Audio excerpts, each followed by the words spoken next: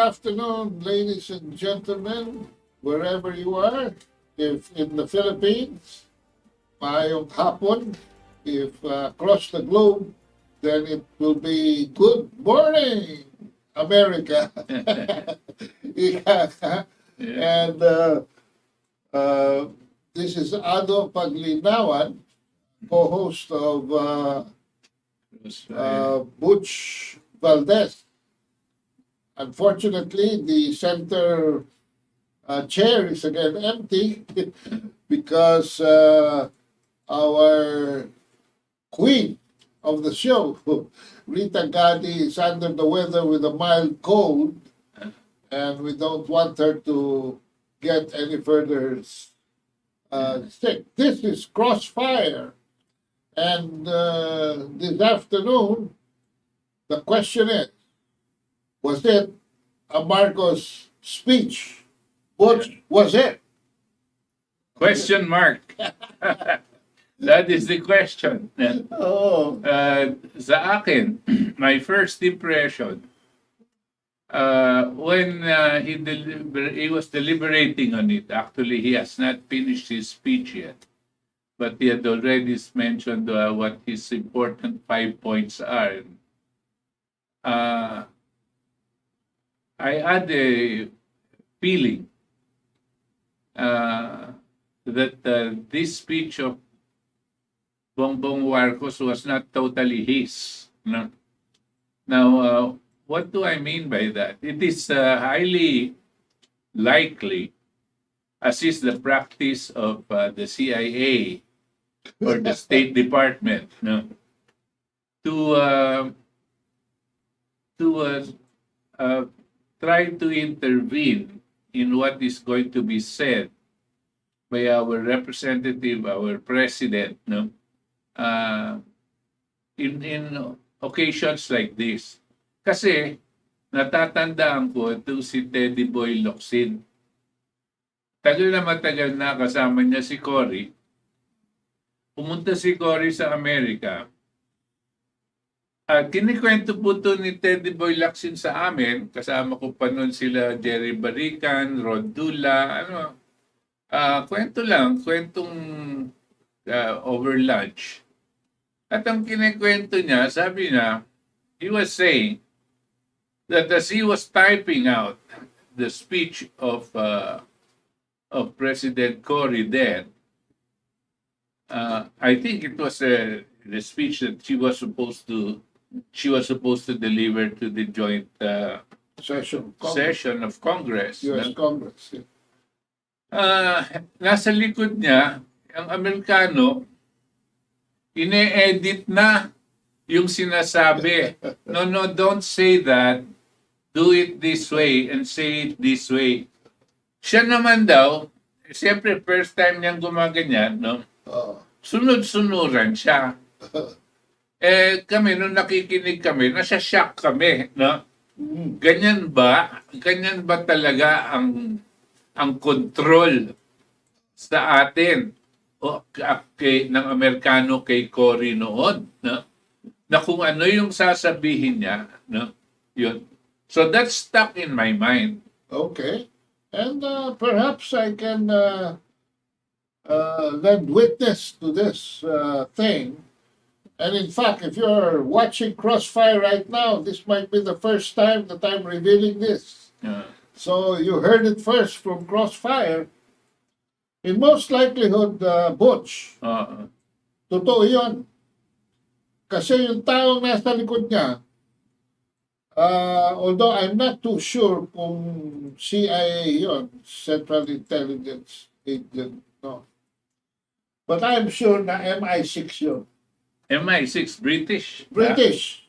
Wow. And that person was Mark Malloch Brown. Oh. Dahil si Mark Malloch Brown, mga kabansa, ang nag-handler kay Cory nung siya'y nagkakampanya pa sa snap election against Marcos Sr., which was that started in 1985. Okay. And so, yun ang kaganapan nun. In fact, meron kaming tinanggal doon ni Ambassador Pelaez when the draft was sent to us by the President about the Philippines fulfilling our debt obligations to multilateral organization. Uh-huh. So sabi namin, we are at a time when Schultz and everybody in the U.S. was just waiting for Cory to ask for anything. No? And in fact, we were lobbying for $800 million. Yeah. Sabi ko sa inyo kung ano nangyari sa $800 million. But, nagulat kami nung nagsasalita na si Corazon Aquino in front of the joint session of Congress. Ako po na ay press attaché at spokes ba ng Philippine Embassy sa Washington, D.C., bumalik. Uh-huh. At imbis na i-repudiate yung loan at hingin sa mga Amerikano. Yun na nga kung babayaran pa. Kung babayaran pa, ha? Ay, ibinalik. At sabi niya, we will honor our obligation. Sabi ko, patay. No? Ay. In some years after, when it was the turn of Lech Walesa, Yeah. Sa Poland. Poland ba o Hungary? Poland. Poland. No? One of the demands of Lech Walesa was debt forgiveness. And the Western countries, the World Bank and the IMF, wiped out all the debts of Poland. Which means, sabi nga sa Bible, if you don't ask for it, you might not get it. Well, going back to this, our President Marcos now, you had to me, it was an eerie feeling. Now, here was our chance, no, President Marcos. I mean, of course, I cannot help but remember the speeches made by his father, no, delivered by his father. But more the substance of what of the speeches were made. They were very, almost revolutionary si President Marcos nung ang kanyang mga words, no? And ready to, not to demean the status of the Philippines. But in the speech of Bongbong, that's why I know that Bongbong is not going to sell the country. But the CIA or whoever is behind that guy that who wrote that speech for him might not care. That's why to me it sounded like he was sip-sip na sip-sip sa kano. No? Sip-sip na sip-sip sa kano.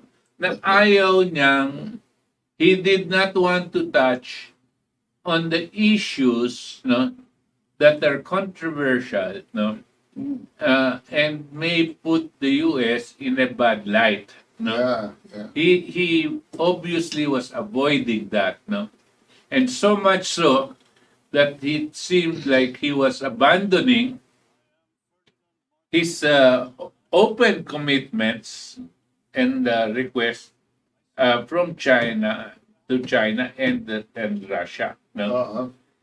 Pwede naman niyang sabihin yung sinasabi niyang friend to all and enemy to none.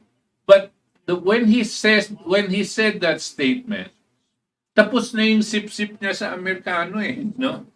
So sabi ko, ano ba to? It was, he didn't realize he was contradicting himself, no?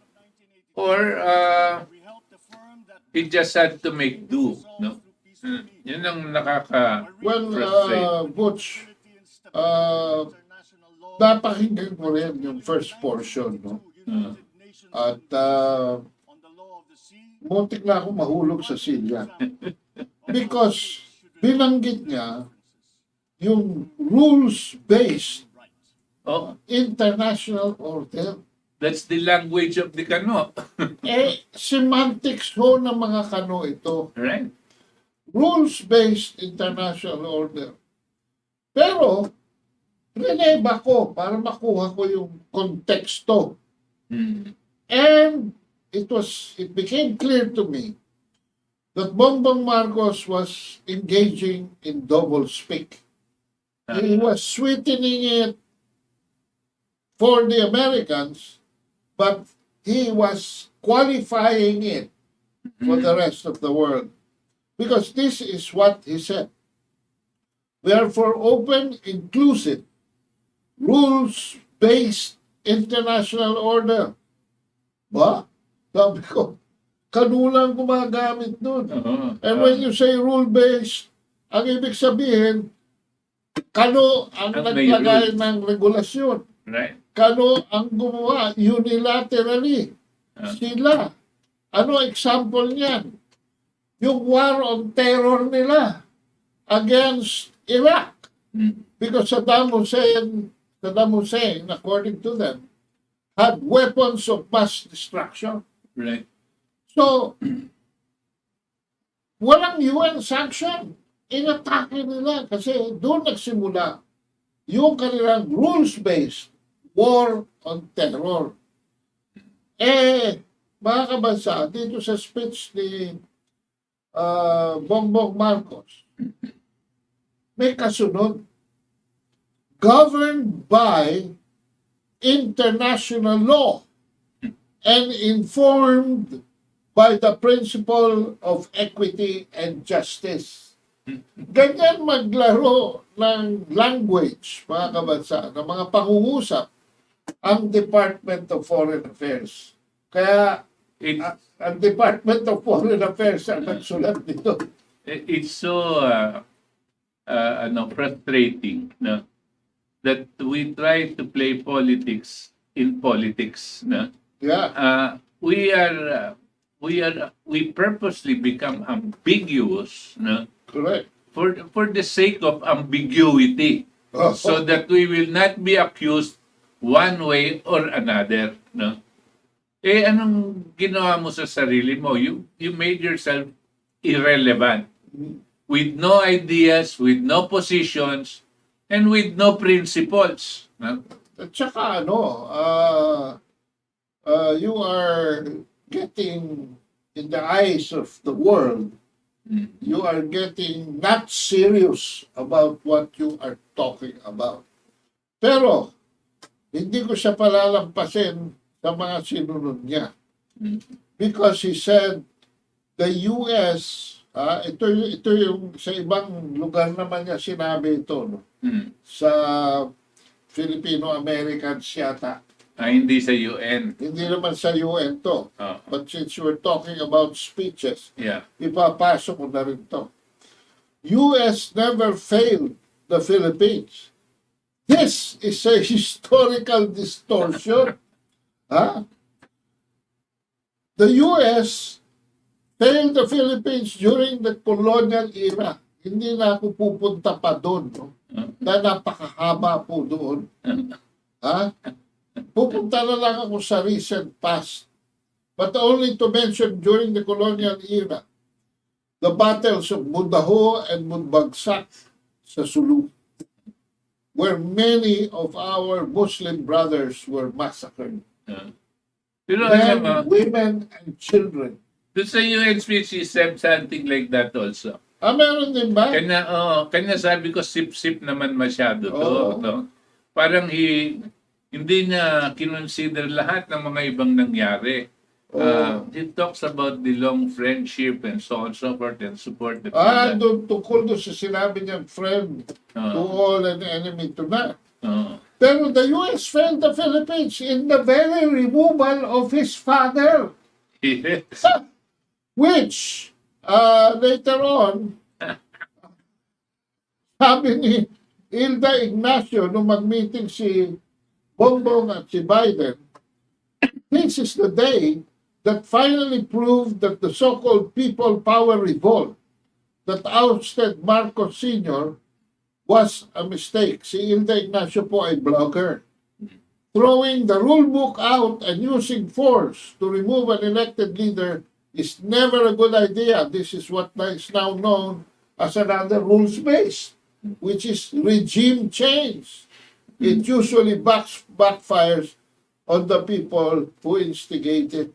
The U.S. failed the Filipino people in the Marawi siege because they refused. Ha? Ba yung kailangan kasi, urban yun eh. Oo nga. Medyo short arms. Oo. Eh wala tayong masyado short arms dito. No? Nauna We had- nagbigay sa atin ng Russia at China. Ayun. Hindi second thoughts of Russia at China na padalahan. Post-haste. Tapos, nagpadala, huli na, pero nagpadala din sila. At least, ang sabi lang sa akin ng Secretary, I will not mention his name anymore. Okay. Ang sinabi niya rin, nagpadala nga yung kano, pero walang firing pin yung mga baril. Ay, nako, grabe. But the U.S. failed the Philippines. The Scarborough Shoal. No? Dahil, in fact, parang naloko pa tayo. Dahil because sa pakikialam ng US, no, ewan ko ba kung bakit pinayagan ni Noy Aquino at ni Albert de Rosario, who was Secretary of Foreign Affairs noon. Ang pinakinggan nila yung sa State Department when we should be talking with Beijing That's right. directly. That's right. No? So we withdrew the BRP, Gregorio del Pilar. No? And because of that, we lost control of that part of our exclusive economic zone. The U.S. failed the Philippines in the delay of the vaccine delivery. As early as promised and as announced by Babes Valdes, our ambassador to the U.S., and Teddy Boy Locsin, we were expecting it December. Yeah. Matatapos ng February, wala pa po. Ang ginawa ng China, dinispatch kagad few million donations para makapagsimula lang tayo eksakto February 28, March 1. Ayan. So, these are historical distortion. And it's really sad. No? Tayo here, we're just talking among ourselves. We already know, okay, that the biggest problem of us, human civilization now, is what? The pandemic, okay? This is a global health concern that is killing, already may have killed a billion maybe of our people. Second, there is an ongoing economic collapse. No? That the U.S. is now hitting probably the highest in history in terms of inflation, and is now, as we speak now, they have dropped. Dow Jones had dropped by 700 something points, maybe even more. You know, the Wall Street, as it dives that way, the rest of the world follows, no, sa mga securities, no. Pagkatapos, there is threat of war. Putin just warned the NATO, which includes the US, you are planning to put nuclear weapons in Ukraine, and getting Ukraine to sign that agreement that whoever Ukraine attacks, the rest of NATO will also attack. It's a new, despite the fact that they are not part of NATO, no, they twisted a particular provision na pwede na ngayon. Rules-based na naman yan. Rules-based. Okay, silang gumagawa ng rules. At sinabi ni Putin sa kanila, we have many nuclear weapons, even nuclear weapons that you do not know we have, and we are ready to use it. And we are not bluffing. Yan ang sinasabi ni Putin. Napakalapit na po dati dyan sa putukan. Dito sa Taiwan, ang gusto ng Amerikano, gawin nila yung Taiwan parang Ukraine. Lalagyan nila ng mga armas para nakatutok din sa China. Sabi ng China, umpisahan nyo yan, gera na tayo. Hindi na namin ihintayin magkaroon ng armas ang Taiwan. Pag naggera sila, ang mangyayari dyan, yung pati na yung mga vapor at mga sandatahan ng Amerikano na nasa Pilipinas, kasama dyan. So target tayo, nasa gitna tayo ng gera. This is how imminent the situation is, and the major crisis in politics, in geopolitics, crisis in economics, and crisis in health. No? Okay? So, finally, sabi ni President Marcos, ang number one problem natin dito sa mundong ito ay climate change. Pagbabago, no? Pagbabago. Hindi ko maintindihan kung saan nanggaling yon. Oo. Habang sinasabi niya ito yung hunger, no, economic, hunger, starvation, people are dying in multitudes. Tapos the number one problem is climate change. What does climate change say? By the end of 2021, which is 70 years from now, 70 years from now, 80 years from now, we may have a situation where the earth is going to be this and that. Goodness, we may not even last 2022. Dahil dito sa lapit ng gerang to, tutulak mo that the number one problem is climate change.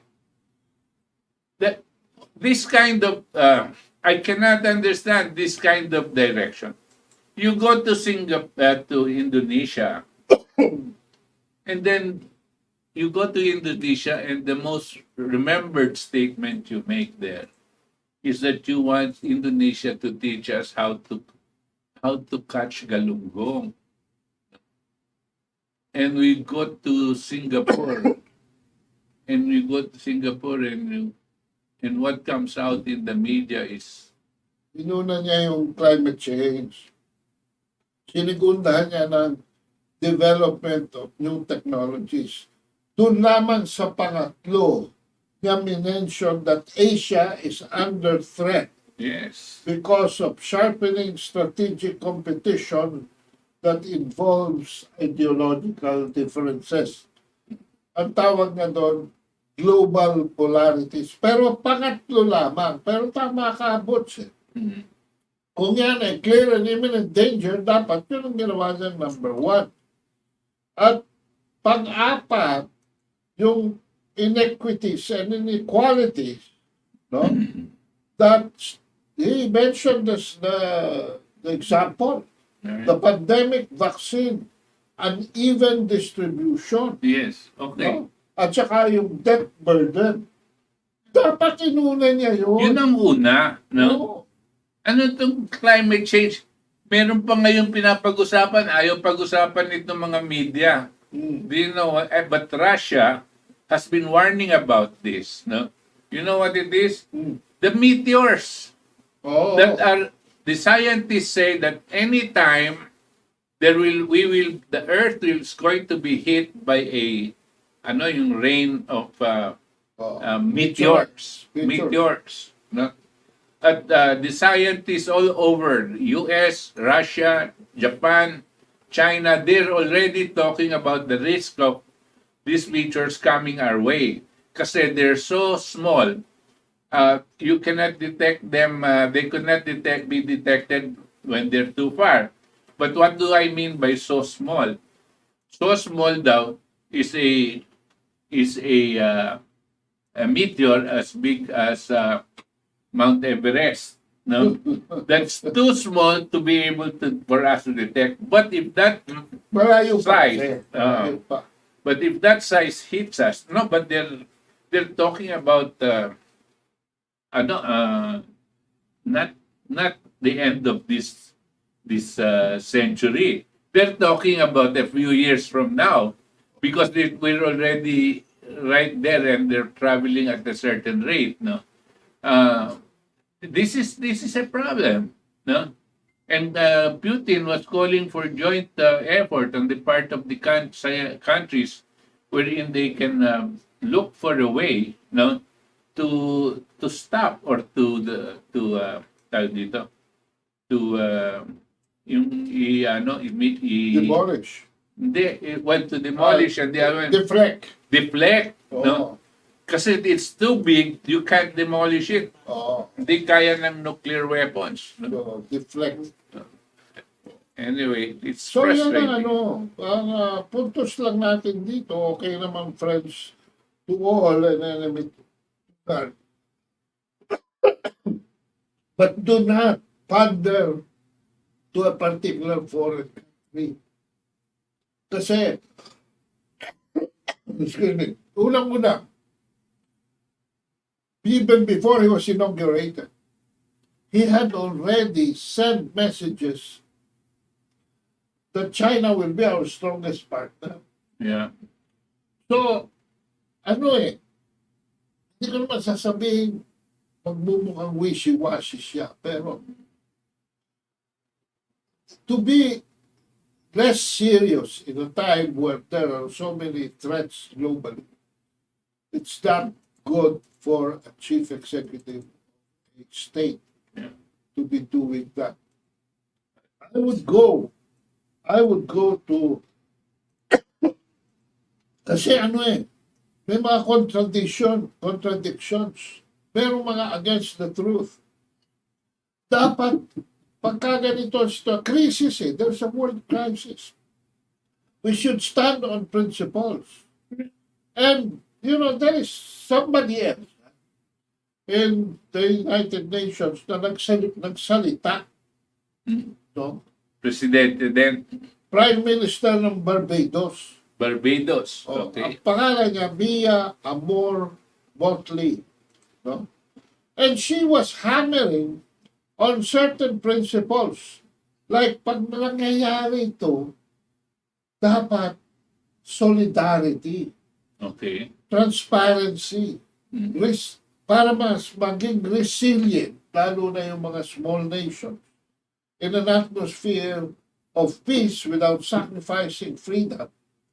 At sabi niya, yung mga malalaking countries should have enough love of humanity to serve the whole planet so that everybody will have prosperity.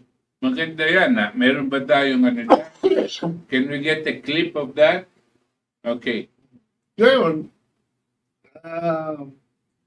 doon sa sinabi niya yun, ang pinaka-outstanding doon para sa akin ay yung pagiging directive niya.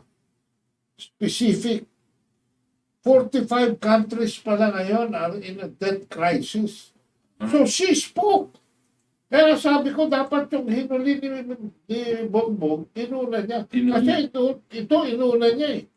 He was appealing to the IMF na yung 7 to 10 years debt ay bigyan ng restructuring to 30 years. No? I see. Kung hindi moratorium.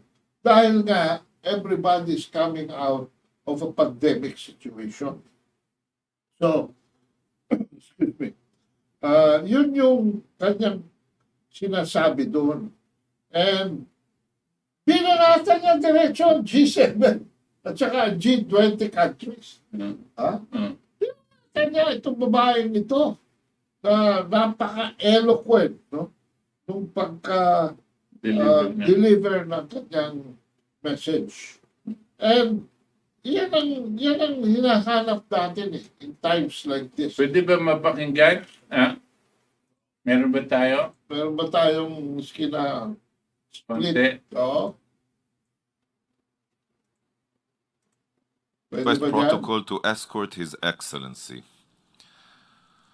The Assembly will hear an address by Her Excellency Mia Amor Motley, Prime Minister, Minister for National Security and the Public Service, and Minister for Finance, Economic Affairs and Investment of Barbados, I request protocol to escort Her Excellency.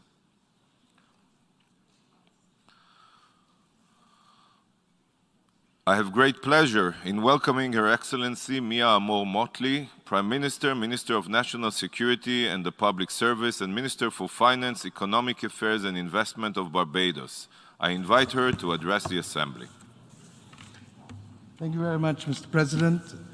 I would like, first of all, to congratulate you on your election to this honorable Assembly as its President.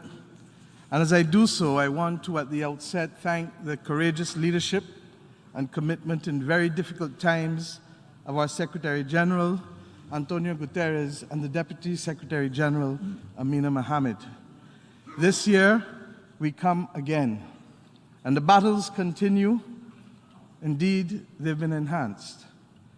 What we have seen over the course of the summer and what we have seen over the course of this year with the war in Ukraine and the concomitant consequences to ordinary people all over the globe with respect to inflation, with respect to scarcity of supply of goods, with respect simply to hardship. Access to food continues regrettably to be the environment within which we live. I had hoped that we would have seen improvement, but I'm now convinced more than ever that there comes a time when we must heed a certain call, as was said when others before us, when I was a student, sought to fight the great famine in Africa and came together as one world to make that definable difference. Last year, I asked us to do the same. And maybe it is, in the words of Jimmy Cliff, that we have to keep trying and trying and trying, but the world must stand up if our citizens are to live a better life. I say so today because it is easy to come only and complain, but the truth is that it is within our power to be able to make that difference and that definable change. And we must decide whether we want to stand for peace, and whether we want to stand for love, and whether we want to stand for prosperity, knowing that we choose to do so at the most difficult time and from the most difficult and deep place that we can do so in a very, very long time. I believe it is possible. But it is up to us to change possibilities into realities. And what do I mean? Mr. President, we have been speaking for a long time about the reform of this institution and about the recognition that there were only a quarter of the states that now exist when this institution was formed. Earlier this week, President Biden spoke of the need to reform the Security Council. We call and echo for that, but we go further because we believe that a Security Council that retains the power of veto in the hands of a few will still lead us to war, as we have seen this year. And therefore, the reform must not simply be in its composition, but also be in the removal of that veto. We also believe that the recognition of the G7 countries and the G20 countries as the informal subcommittee of governance of this world, if it is to be fair, must recognize that no longer can we accept that persons call year after year after year for the inclusion of the people of Africa and African descent to be included in the G7 and G20. For how can a world have at its core a subcommittee that excludes more than 1.4, 1.5 billion people of the world and expect it to reflect fairness and transparency in its decision-making? We ask that the determination be made by those countries who must understand that if we are to move from possibilities to realities, we must embrace a transparent framework that allows our people who are losing faith in their institutions and in the governance of this world to understand that fairness means something. That fairness means the ability for all to have a voice. And that we can't only speak to it within the corridors of democracy within the nation state, but it will only mean something when it also is reflected in our international community. And if I perhaps have one simple theme today, it is that fairness and that togetherness is what is needed to bring about peace, love, and prosperity in this world. And no, this is not romanticism. These are hard realities that simply require decisions. And that is why I use that language from that great anthem, We Are the World. That there comes a time when we heed a certain call, when the world must come together as one. Yes, regrettably, there are too many people dying in conflict as a result of the economic crisis. And the hand that we must lend to life comes in the decisions that we must make to reform and to fight for peace, not to fight to sustain war, wherever it is found across this world. To fight for reform so that our citizens are not made victims of poverty because of the triple crisis of climate, of pandemic, and indeed, now, of the conflict that is leading to the inflationary pressures that leads, regrettably, to people taking circumstances into their own hand, as we have seen in Haiti in the last week. Any attempt to increase fuel prices diretso dun sa problema. That there is a real, kasi nasa UN tayo eh. Yung mga, sure, there is climate change. There is development of new technologies. Pero yung UN ka, alam mo UN, tinayo yan eh. Para in between war and peace. Ika nga eh. So, okay lang. Ha? Na mag-romanticize ka na ibang issue. Pero yung priority ng issue, no, should not be establish a distant disconnect between, sabi nga ni Motley, between the governed and the government. No? So, this is a time, sabi niya, ng commitment and political will dahil yung sinasabi niyang tatlo, peace, love of humanity, and prosperity is threatened by this resurgence of war. And most of these are really war coming from those that are perpetuating a rule-based international order, because in the last 20 years, mga kabansa, the United States have spent an estimate of $7 trillion for wars for the past 20 years. Yun, ang ano. Yeah. And yan, she made reference to the G7 and the G20 countries at anong responsibility nila, and how he also, she put the thing that the inequality that was being brought out, as they negated all efforts by the African countries, no, to be part, no, Yes. of many United Nations efforts, no. Kasi sabi na 1.4 billion people. How can you claim that this institution is working for humanity when 1.4 billion people are not getting their rightful Representation. voice, no? Grabe talagang ano niya. And well, we presented that because we feel that is the quality of leadership that has to be shown, not just here, but outside, no? Barbados. What is Barbados? It's the tourist destination, di ba? Basically, Basically, the no? Caribbean. In the The Caribbean. Caribbean. And look at the way the Prime Minister addresses the United Nations.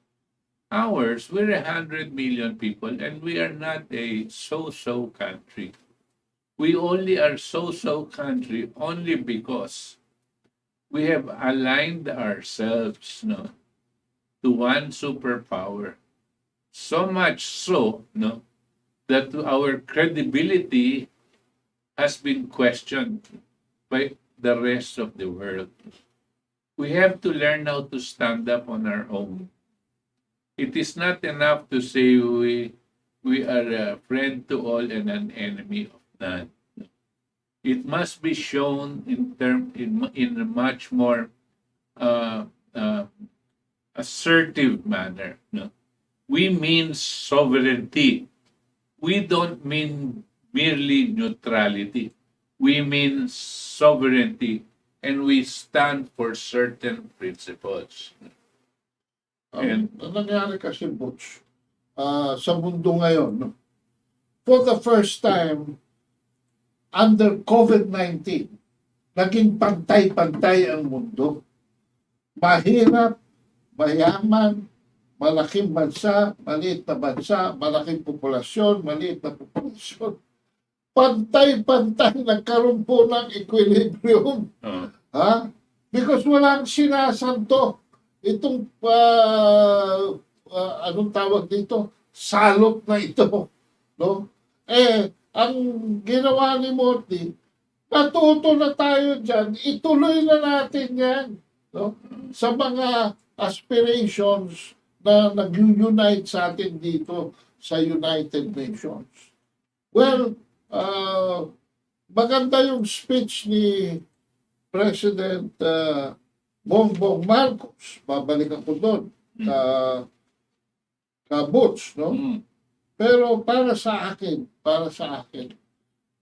imbis na maging somewhat pandering to a particular power, ang dating mo dapat dyan ay, sabi mo nga, an assertion of your sovereignty and an aspiration towards expanding the equilibrium that we experienced during COVID-19 to the very relevant topics such as war, peace, poverty, or prosperity, love of humanity, or the destruction of humanity. Very existential questions.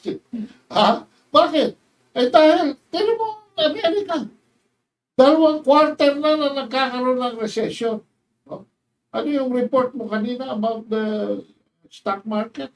700 points ang bagsak po. Alam niyo po, 700 points, that's already in mga trillions of dollars na po ang bagsak niyan. No? Because ang may bilang dyan sa 1 point or something, less than 1 point is so many billion dollars ang bumabagsak. Kaya nangyayari dyan, Butch, yung currency exchange po ng peso, for instance, ay tumataas din ang ating peso sa dollar, ibig sabihin, humihina. No? Bumabagsak ang peso natin sa dollar. Yeah. Why? Dahil ang Amerika, para mabawi niya yung nawawala sa kanya in terms of inflation, nagtataas siya ng interest rates at hinihigop niya ang dollar supply sa buong mundo. Well, that's one thing. No? But you see what's happening in the US now, no, is that the dollar is the worst performing currency in the world. No? And it is losing its value. As it loses its value, they get countries like the Philippines and other countries like us who beforehand had linked our economy to the performance of the US. So we are inextricably linked to them. No? So, in order for, we became at the same time shock absorbers of the drop in the US dollar. No? Yun ang nangyayari. Kaya tayo, para maintindihan nyo kung bakit tayo, ang exchange rate natin, 57, 58 to $1, no? Gusto sabihin, pumabagsak ang peso, tapos ang dollar ang pinakamasamang currency. No? This is what's happening. We are the shock absorbers. Our people are the shock absorbers.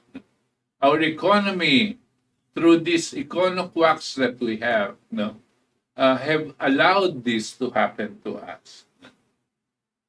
So there is this whole crisis that is happening, no? And it is not just the getting together per se that is going to be. We have to make the right changes in the system that this has been being implemented. What system? Right now, US and London and the rest of certain other financial institutions are in control of the world's financial system. No? And that is a system of floating exchange rates. Now that is what is collapsing.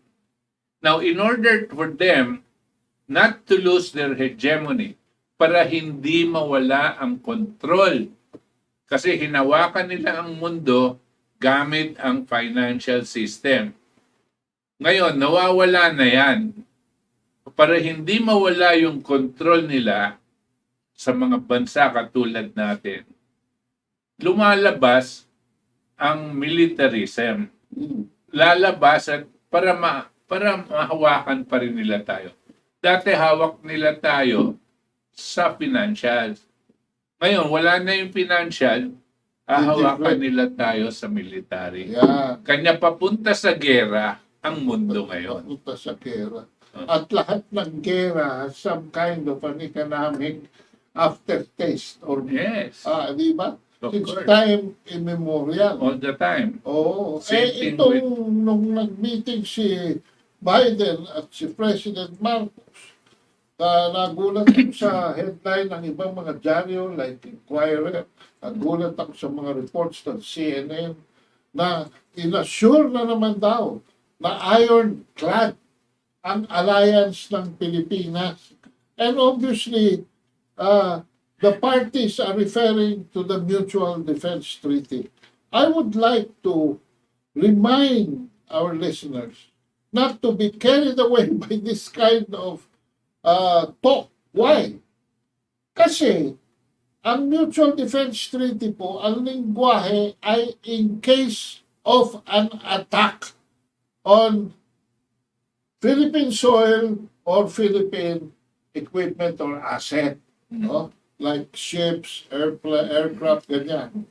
In case of an attack. Pero ako'y nabahala doon sa sinasabi mo kanina, Butch, na pagdating dito sa gustong gawin ng Amerika ngayon sa Ukraine, ganun hindi naman siya member ng NATO, ay kung sino ang atakihin ng Ukraine, sasama sila. Yes. Susunod sila. Ano na yan? Napirma na yan. Pinag-agree na yan nila. No? Oo. Hinahanda na nga nila. Kanya si Putin, naghahanda na rin. Oo. Kasi ang next step dito, nuclear eh. No? Oo. Ang mga NATO countries, tsaka yung Ukraine, no, are advocating the use of nuclear arms against Russia. And the pattern is there. Yeah. Kasi alam naman natin na bago sumikla ang gera dyan sa Ukraine, ay sinundot ng Amerika ang Russia by trying to expand the membership of NATO para mapaikutan na talaga ang Russia. At ang naging issue lamang dito sa Russia ay itong aspeto ng Ukraine because ito ay talagang nasa underbelly nila. Right. No? At We must not be too complacent to think that the war is far from us, no? That the war is in Ukraine and in Russia. There is an alliance, military alliance between Russia and China. And China knows very well. The moment that nuclear war starts with Russia, no, the US will preemptively strike China. And therefore, pag gera doon sa Russia, gera na rin dito. Yung sinasabi nilang unless we are attacked, pagpapunta na dito yung Chinese weapons, yung mga rockets, hindi naman ikaw at ako ang gustong patayin eh. Ang gusto nilang patayin itong mga Amerikano na nandito, no? Kasi yan ang nagpapadala ng mga missile sa China, no? So, obviously, they're going to have to fight, but they're not fighting for us, no? We have been used, no, by the Americans as their pawn, no? And the World War II. dito sa World War II, ganito rin ang ginagawa nila sa Trinag din nila tayo sa Korean War. Trinag din nila tayo sa Vietnam War. Kaya wag po natin bibitawan ang ating pagkakaintindi na defensive ang nature ng Mutual Defense Treaty. Pero mukhang minamasa-masahin na rin tayo eh. Oo, tama. Minamasa-masahin na rin tayo.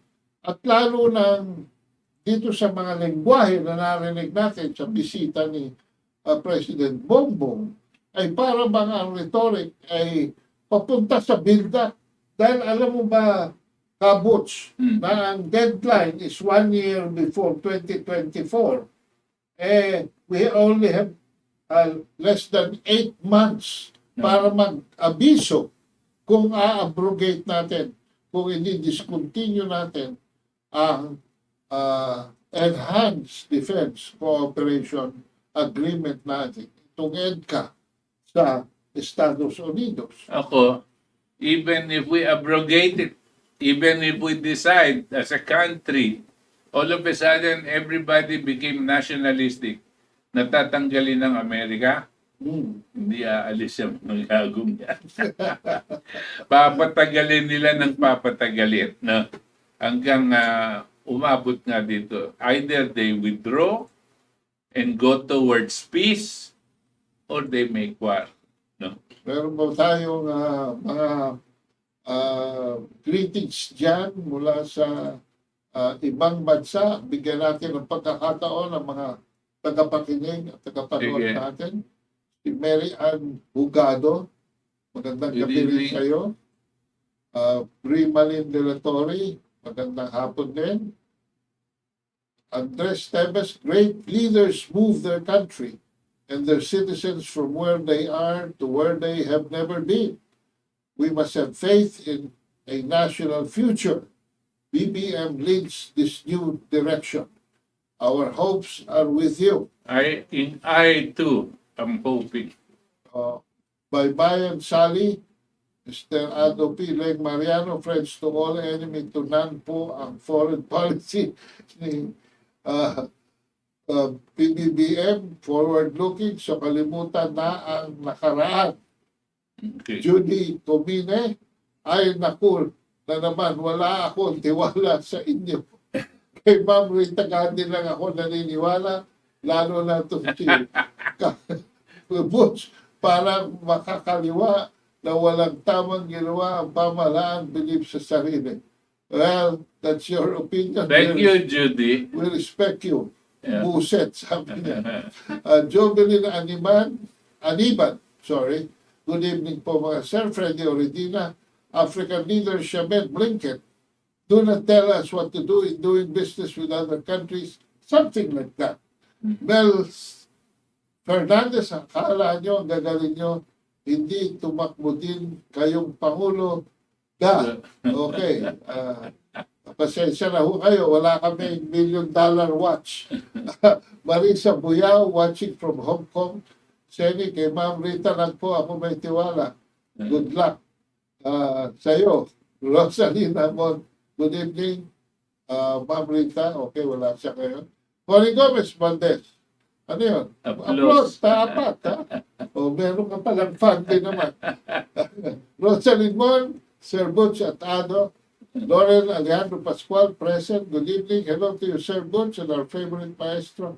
Regards po kay Ma'am Rita watching from Tokyo. At mabuhay Pilipinas. Thumbs up. Arena Ruinard. Magandang gabi po sa inyo, Sir. Mr. Tamarao, PBBM. Mabuhay. Ang sabi ko nga, Butch, nung ako interviewin ng SMNI, sabihin natin sa ating Pangulo kung saan natin siya gustong i-correct. Meron naman siya sariling bait. Kung siya may direksyon at meron siyang gustong patunguhan, siya lamang dahil siya nga ating Pangulo at siya ang halal ang magdidesisyon dyan. But let us not remiss in reminding him where, in our opinion, he might be short, misled, or overdoing things. That's Because right. we are the absolute sovereigns. Hindi po Pangulo ang numero unong citizen kung hindi lahat tayo, all 110 million of us. We are the absolute sovereign. Hindi lang po natin right, it is our duty. Hindi lang po natin